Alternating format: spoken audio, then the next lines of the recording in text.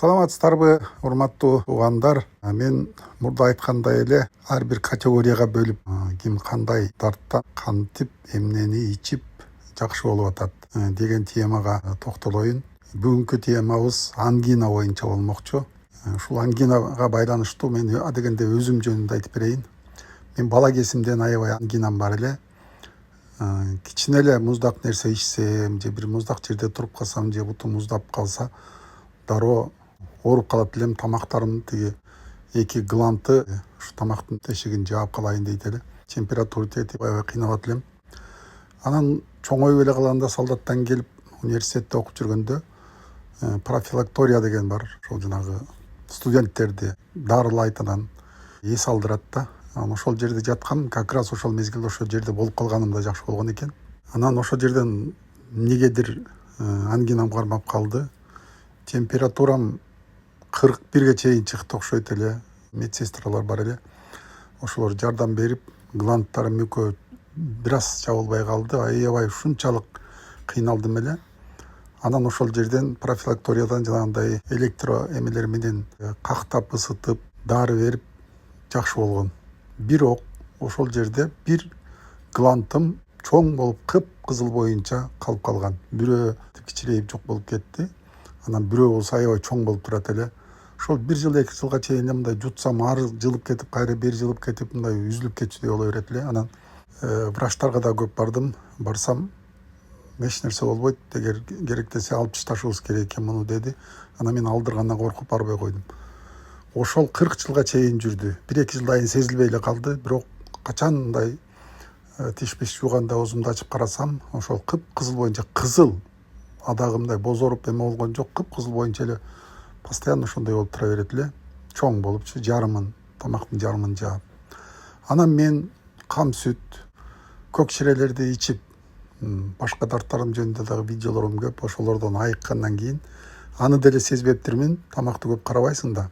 Анан бир күнү карасам, эмнегедир бир нерсе болуп карап калдым. Карасам баягы кызыл болгон гланд жок.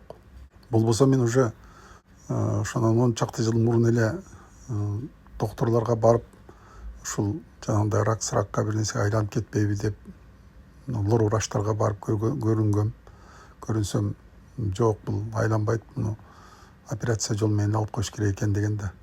Ошентип ошол гландтан, ошол ангинадан кутулдум.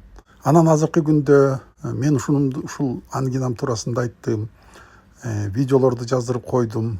Анан ошондон кийин адамдар бирин-эки, көп адамдар ишенип ишенбей ушу буудайды эле бир күн өстүрүп туруп эле ошону чыгарып, анан ошонун суусун ичип койсо эле ошо кантип айыгып кетсин деп шектенүүлөр болот да адамыбызда.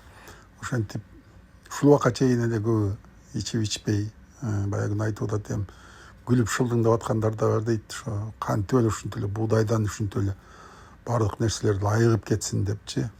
Анан эми өзүңүздөр көрүп атпайсыздарбы, мендеги кубанычка кирсеңиздер, акыркы мезгилде андан да көбөйүп баратат. Барган сайын миң деген билдирүүлөр бар, отзывдар бар. Ошондон баштап ишенген адамдар балдарына бере баштаптыр. Эми бул ангина көбүнчө балдар ооруйт. Анан чоң кишилер деле ушул убакка чейин тиги 40-тагы 50-дөгү кишилер ооруп аткандар деле болот экен. Кам сүт ичиришиптир.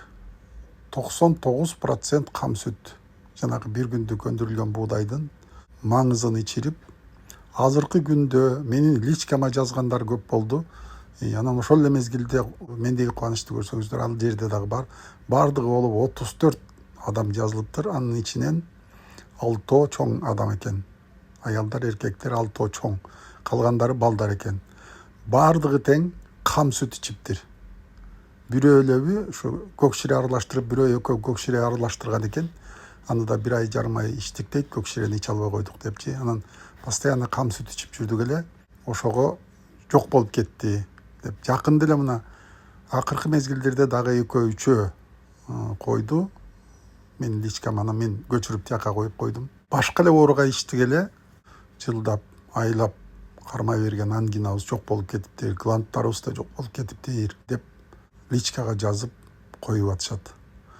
Ошон үчүн кимдин баласында, балдарында ушундай ангинасы боло турган болчу болсо, эч кандай коркпостон кам сүттү даярдап, балдарыңарга 3 ай бере турган болчу болсоңуздар, ангинадан толук кутулат 3 ай. Эми 3 ай десе 3 айдан кийин мүмкүн организмге жараша 4 ай 5 ай болушу мүмкүн. 4-5 ай кам сүттү бериш деген эч кандай мындай эмгек деле болуп эсептелинбейт. Кимде ким ичип аткан болсо сезип эле калды.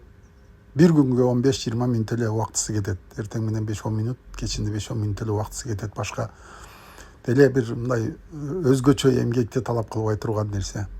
Ошон үчүн 4 ай 5 ай кылып бере турган болчу болсоңуздар, ангинанын эч нерсеси калбайт, кайталанбайт болчу. Урматтуу туугандар, видеобуздун ортосуна келип калдык. Мен сиздерден бир сураныч, өтүнүч кылып кетсем, лайк басып койсоңуздар. Жакса да жакпаса да басып кое бериңиздер демекчимин. Анткени себеби сиз лайк басып койсоңуз, ушу сиздин кругуңуздагы адамдар көрөт, көпчүлүк көрөт. Ушул сооп сизге да тиет. Басып коюңуз, ээринбеңиз. Бул ангина деген мен кичинекей кезимден билем да, өтө мындай билинбегени менен аябай жаман оору болуп эсептелинет. Улам кайталана бере турган жаман оорулардын катарына кирет. Анан кээ бирөөлөр барып ангинасын операция жолу менен алдырып аткандар бар. Урматтуу туугандар, алдырып кереги жок экен. Алдырып кереги жок. Мен өзүмдүн практикамдан, анан азыркы күндө ичип айыгып аткан адамдардын практикасынан алып атам. Мага иличкама же болбосо мендеги кубанычка бир дагы адам ушу атайын ангинага карата ичтим эле ушул кам сүттү, анан мага жардам берген жок дегенди кесиктире албадым. Ошон үчүн 34 адамдын ичинен дагы атайлап ангинага ичкени аз эле болуптур. Көпчүлүгү ошол баласына берсе дагы, өзүнө берсе дагы башка ооруга ичип, анан ошол эле мезгилде ангиналары жок болуп кетиптир. Урматтуу туугандар, анан дагы айтып кете турган нерсе, силер ошол ангинасынын кармашын күтүп, анан ангина кармаган мезгилде кам сүттү берсеңер жаңылышасыздар да.